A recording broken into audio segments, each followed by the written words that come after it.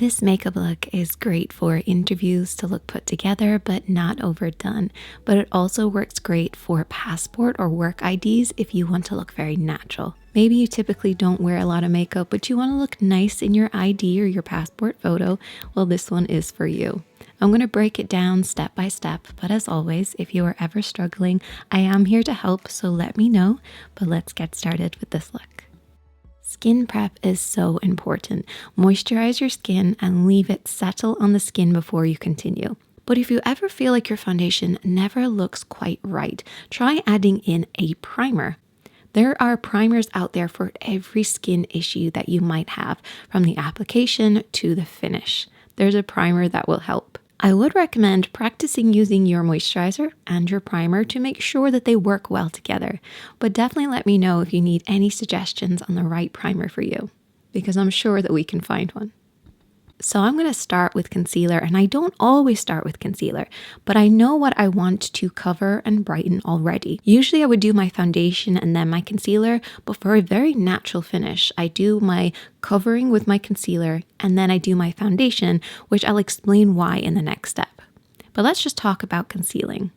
You want to apply concealer to the main points, not the entire area. And you don't have to follow the same pattern that I am using. For instance, you see those 3 points I've done underneath my eyes? That's because that's where I need the coverage. What I like to do is focus on the main points and then blend and blur out the edges. I'm also working up underneath my lashes, and what I like to do is look upwards to get really, really close. Now there's a million ways that you can apply concealer using a brush or sponge, etc. And if you want a video on that, definitely let me know. But I do like to tap in the product with my fingertips. This is just great for working around the eyes. And because I'm looking upwards, I'm getting really close, but it also means I don't have to look in the mirror. And I know for my viewers who wear glasses and need them to apply, using their fingertips is a great way to feel for the placement. That way they don't have to rely on taking their glasses on and off. Because actually taking your glasses on and off can give you headaches, it can make you feel kind of seasick. So it's great to practice using your fingertips to learn how the product works. It's actually why we teach kids to use finger paints before we actually put a paintbrush in their hand. But that's a story for another day. So I also have a little blemish to conceal, and I know it's only little. I kind of wish it was bigger so I could really show you how to cover them, but I want to show you how we're going to cover it, but it's still not going to be invisible, and that's okay. Now I've already applied a little concealer just in that general area to brighten, but now I'm going to be applying more of a skin-toned concealer, so closer to my skin tone. I'm going to apply it in the middle.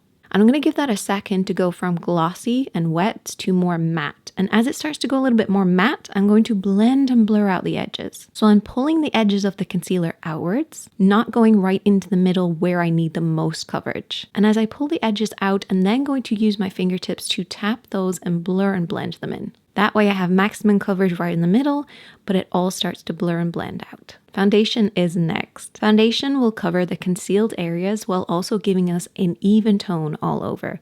This is a great way to give you that very natural finish. And you want to make sure that your foundation works well with your neck. If you rarely wear makeup, you want to do this quick little check just to make sure, because your skin is always going to be changing. Now at first when I apply it, it's going to look a little too light, but that's just because it's glossy and wet. As I start to blend it out and it starts to set, you can see how the color changes. Now it's going to be a little darker on my face, but it matches my neck.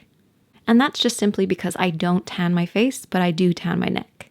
So this is a pretty good match, but I always like to be a little lighter on the face compared to the neck. Your face can really be like half a shade lighter than your neck, because otherwise if it's too dark, it's going to throw off your facial features.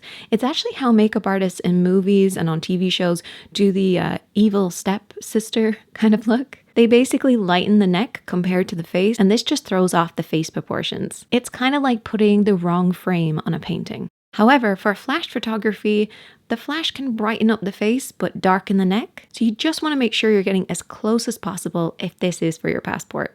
And I'm just blending this in with a brush. Again, there's so many different ways that you can apply foundation, but once I start to work this foundation in and there's less and less product on the brush, I'm then going to bring it up around my hairline, ears, down my neck. I'm not picking up any extra product, I'm just blending what's already there. And doing this little tapping motion with a pretty clean brush is just a great way to make sure everything's even, everything's blended, and everything's going to look nice and natural, while also giving us great coverage. I like to spray with a setting spray if I'm happy with how my face makeup is looking. This will also help with your blush, bronzer, and highlight application. If you feel like your blush doesn't look even, this will actually help because it'll seal everything in place, set your foundation, your concealer, so that the next layers are going to glide evenly. But we need to let this set first, so let's move on to the brows. For a natural look, I like using a tinted brow gel first. A clear brow gel is great. It's great for shaping, but a tinted one will coat the individual hairs and just give you a little bit more structure, which is also great for flash photography because the flash breaks down the pigment, so a tint will actually help with that. It also looks really natural in real life, so if this is for work or an interview, try using a tinted gel. I'm also going to be using an eyebrow powder. This is going to go over the gel and add a little bit more depth to the brows, particularly for photographs. But what do I always say? Brows are personal, so you do you. I'm not going to tell you what to do.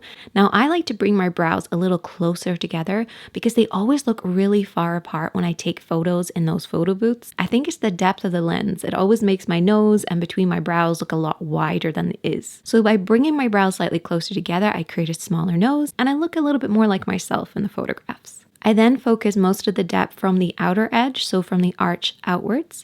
This is where I want it to be nice and sharp, a little deeper, but then from the arch inwards, I like it to be soft and kind of blurry. But I never like to tell anybody what to do with their brows, so you do you.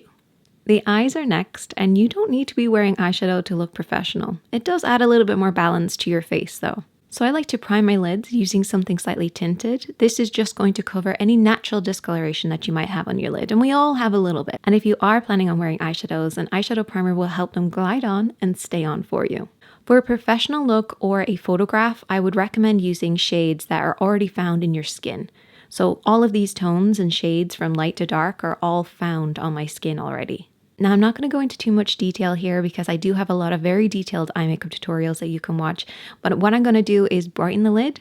I'm going to shape around the hood using a medium shade that's just going to add some depth and recede and push back that hood. And this is probably the most important step because it adds that shape and that structure to the eyes. But then I'm also going to be adding a slightly deeper brown on the outer third. That's just going to add even more depth and bring the eyes out a little bit more. This just really helps to make sure in photographs your eyes aren't going to get lost. It just adds a little bit more shape. Most importantly, I like to build up my lashes with lots of mascara above and below. Now you can add some fake lashes, but for passport photos, you want to make sure they're not too heavy. Try those natural ones, the press-on ones that I showed in my last video. They'd work really well because they look very natural. But for today, I'm just going to build up my lashes with lots of mascara.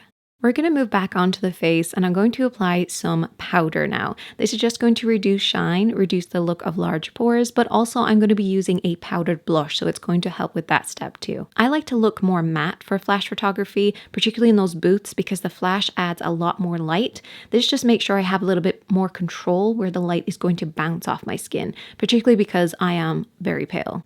However, I typically wouldn't apply this much powder on a day-to-day. This is more of like if I was like 12 hours in and wanted to top it up, I might apply this much powder, but for flash photography, I'm going to go a little bit more matte than usual.